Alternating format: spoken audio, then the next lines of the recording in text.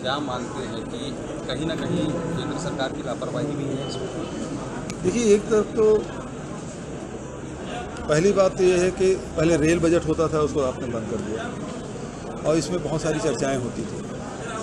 दूसरी बात है, जो बेसिक काम होना चाहिए वो काम शायद नहीं हो रहा है। तीसरी बात ये है कि आज जिस प्रकार से मालगाड़ी से टकराया, अभी तो जांच का विषय है। यदि दो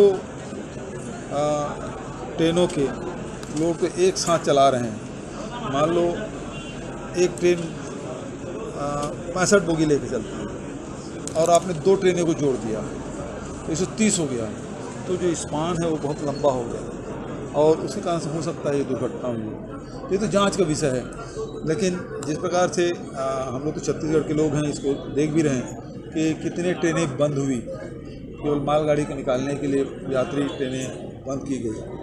और केवल अब ये है कि ऑर्नामेंटल ही सजावटी कार्य इन वर्षों में देखने को मिल रहा है, जो मूलभूत काम है वो हो नहीं रहा है।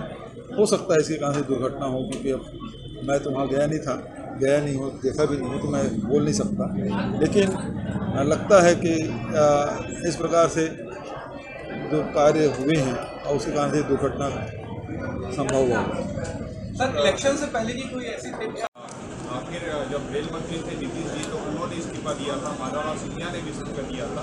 क्या अभी इस्तीफा मांगना चाहिए, ये सवाल उठ रहे हैं। और दूसरा एक इसी में ये भी है कि प्रधानमंत्री मोदी ही जो हरी झंडी दिखाते हैं, रेल मंत्री बहुत कम जगहों पे दिखते हैं। देखिए, मुख्य रूप से बात यह है, अभी घटना घटी है और सभी पूरा देश इससे शोकाकुल है।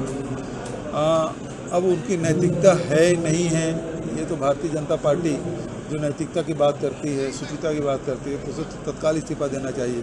जो रेल मंत्री ये कहे कि हमारे अब ऐसे हमने आधुनिक तकनीकी अपनाई है जिससे 400 मीटर दूर यदि उसी पटरी में ट्रेन आए तो अपने आप रुक जाती है, और यहाँ से 3 ट्रेन टकरा गए उसी के प्रदेश में।